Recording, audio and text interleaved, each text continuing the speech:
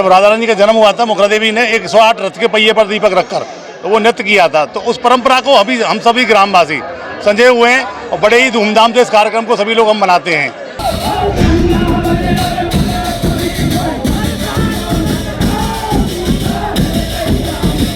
पहले हमारी सासू माँ कराई, अब हमको सिखाए वो बाने 40-45 साल हमने है ये करते करते।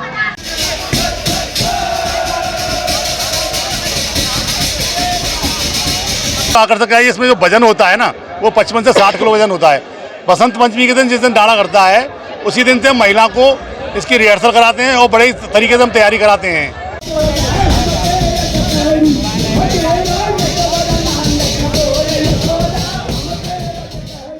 गोवर्धन से 5 किलोमीटर दूर गांव मुखराई में मंगलवार को विश्व प्रसिद्ध चलकुड़ा नृत्य का आयोजन किया गया। देश विदेश के हजारों लोगों ने इसका आनंद लिया। इसके बाद कलाकारों ने मयूर नृत्य और फूलों की होली का भी आनंद लिया। रात में गांव के समाज सेवियों द्वारा नौटंकी का आयोजन किया गया। कहावत है कि राधाकुंड के गांव मुखराई में भगवान श्री कृष्ण की आदिशक्ति राधा रानी की ननिहाल है। गांव मुखराई में जब यह खबर पहुंची कि रावल गांव में राधा रानी का जन्म हुआ है, तो नानी मुखरा देवी खुशी से झूम उठी।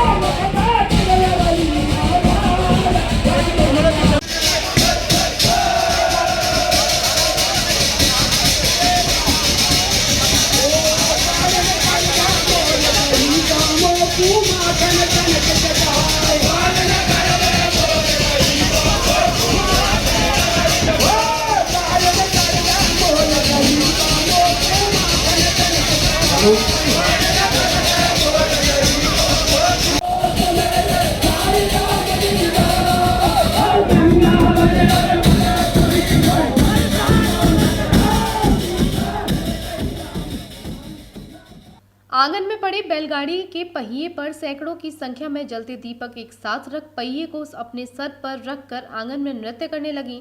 बस उसी समय से चलकुला नृत्य का आगमन ब्रज में हुआ। दूसरी मान्यता यह है कि भगवान श्री कृष्ण ने जब गोवर्धन पर्वत उठाकर इंद्रदेव का मानचूर किया था, तब ब्रजवासियों ने चलकुला नृत्य किया था। ब्रज के गांव मुखराई से निकला नृत्य देश ही नहीं बल्कि विदेशों में भी अपनी पहचान बना चुका है। अब यह नृत्य ब्रज के अतिरिक्त विदेशों में भी अपना परचम लहरा चुका है।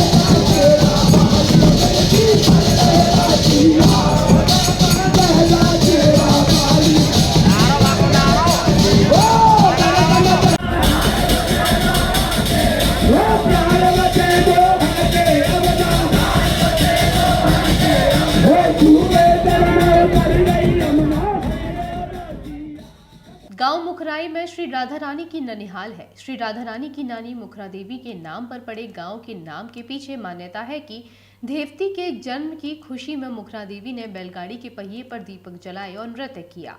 उसी परंपरा के अंतर्गत होली के बाद दूज को गांव मुखराई में ब्राह्मण परिवार की महिलाएं अपने सिर पर 1.25 मन का पहिया रखकर चारों तरफ दीपक जलाकर चलकुला नृत्य करती हैं।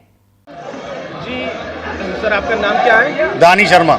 शर्मा जी बताएं, यहाँ आज जो प्रोग्राम हुआ है चलकुला नृत्य का, इस बारे में क्या कहेंगे? क्या प्रथा है, ये कहाँ से चली आ रही है? सबसे पहले तो सभी मैं अपने पत्रकार बंधुओं का बहुत बहुत अभिनंदन करता हूँ। और ये जो कार्यक्रम जो होता है हमारे यहाँ, ये द्वापर युग से चला आ रही है हमारे यहाँ जो परंपरा। उसके बाद जैसे कि हमारा राधा रानी का जब जन्म हुआ था, तो राधा जी की नानी थी मुखरा देवी। मुखरा देवी जब राधा रानी का जन्म हुआ था, मुखरा देवी ने 108 रथ के पहिए पर दीपक रखकर तो वो नृत्य किया था। तो उस परंपरा को अभी हम सभी ग्रामवासी संजय हुए हैं और बड़े ही धूमधाम से इस कार्यक्रम को सभी लोग हम मनाते हैं।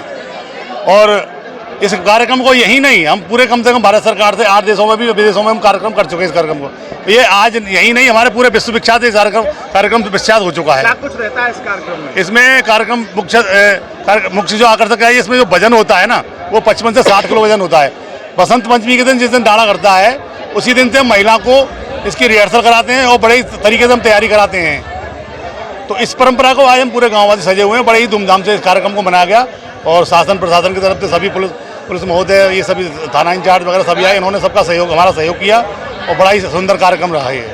मान्यता है कि चरकुला नृत्य करने वाली महिला सर्वप्रथम प्राचीन मंदिर बिहारी जी के सामने नृत्य के बाद गांव के बाहर बने भूमिया के चबूतरे पर प्रणाम कर चरकुला चौक में आकर नृत्य करती है। इस दौरान नगाड़े बजाए जाते हैं और इसकी धुन पर गाया जाता है, गिरवर ते डोर लगाए लीजो जब आवे गोवर्धन। नमस्कार साथियों, आज हम गोवर्धन क्षेत्र के मोखराई गांव में पहुंच चुके हैं। आज हम बात करेंगे मोखराई गांव को लेकर, ये कहां है मोखराई और किस उपलक्ष्य में यहाँ कार्यक्रम होता है। जी हाँ, आज मोखराई जो गांव है गोवर्धन क्षेत्र में पड़ता है, जो कि राधा रानी की नदियाल के नाम से, मुखरा देवी के नाम से ये गांव प्रसिद्ध है, जिसमें इस गांव में चरकुला नृत्य को लेकर पौराणिक कथा काफ़ी जन्मांतर से चली आ रही है। आज उसी कथा को लेकर आज हम उनसे पहले बात करेंगे। यहाँ के व्यवस्थापक हैं, हम उन्हीं से बात करते हैं क्या चरकुला नृत्य है और चरकुला नृत्य से जुड़ी हुई क्या कहानी है। आइए जानते हैं। सर नमस्कार, आज हम जानेंगे चरकुला नृत्य क्या है और चरकुला नृत्य से क्या चला आ रहा है और ये कहाँ यहाँ पर चरकुला नृत्य होता है, वास्तव में है क्या? चरकुला नृत्य बहुत पुराना नृत्य है हमारे यहाँ। राधा जी के जन्म के समय उनकी नानी जी ने रथ के पहिए पर दीपक रख के इस नृत्य को किया था, तो बहुत पुराना है ये, तभी से नृत्य चला आ रहा है। इसको पीढ़ी दर पीढ़ी हम लोग करते चले आ रहे हैं। जैसे बात करते हैं, देश विदेशों में भी इसकी परंपरा चली आ रही है जी, और ब्रज में कहीं ना कहीं ये परंपरा लुप्त थी और ये मुखराई गांव से ये जन्मों जन्मांतर से चला आया। इसमें बात करते हैं चरकुला को लेकर भी, सांस्कृतिक प्रोग्रामों को लेकर भी। ऐसा क्या है जो इस कहानी के पीछे, चरकुला का जो वास्तविक रूप है उसके पीछे की क्या कथा है? वास्तविक रूप तो केवल ठाकुर जी राधा रानी जी के जन्म का ही उत्सव है और वो ही इसका वास्तविक रूप है पीछे से जो है।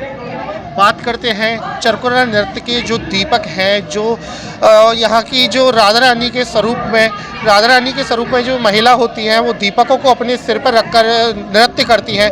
कितना वेट होता है, कितना वजन होता है और कितने दीपकों से यहाँ वो सजाया जाता है? ये कम से कम 50 से 60 किलो वजन का होता है और 108 दीपक इसमें होते हैं। जैसा कि अभी हमें बताया था कि यहाँ 108 दीपकों से जुड़े हुए एक दीपक तैयार किए जाते हैं, जो कि अपने सिर पर रखकर उसका नृत्य किया जाता है। तो अब बात करते हैं महिलाओं से, क्या इसके पीछे की अनोखी कहानी है और इसके पीछे नृत्य करने पर आपको किस तरीके का महसूस होता है? जैसा कि आप नृत्य करते हो, आप इतना वजन लेकर, कैसा महसूस होता है और इसके पीछे की क्या कथा है? राधा रानी की नंसार है। राधा रानी को जन्म हुआ तो नानी ने खुशबक्ति के मारे रथ को पहिया लेकर के दीपक जला के और एकदम खुशबक्ति के मारे नाचन लगी। तो वही संपत आते ये चलती आ रही है। पहले हमारी सासू माँ कराई, अब हमको सिखाए बाने 40-45 साल हमने हैगे करते करते। जैसा कि बात करते हैं, जो दीपक है, दीपक एक कलसे में भी जलाया जा सकता है, एक छोटे दीपक में भी जलाया जा सकता है, पर ये जो पहिया वाली जो कथा है कहीं ना कहीं ये लुप्त है और हम देखने को मिलता है कि अभी कैमरा के माध्यम से भी हमने भी विजुअल में भी बनाया है, जिसमें कि दीपक है वो लोहे के एक चक्र में बनाया है, जो कि पहिया की आप कथा बता रहे हो वो लुप्त नजर आ रही है। क्या है? अब हमने तो ये ऐसा ही चल तो देखो जी, चलती आ रही है। जैसा कि अभी हमें बताया गया था कि ये परंपरा है जो कि जन्म जन्मांतर से चली आ रही है।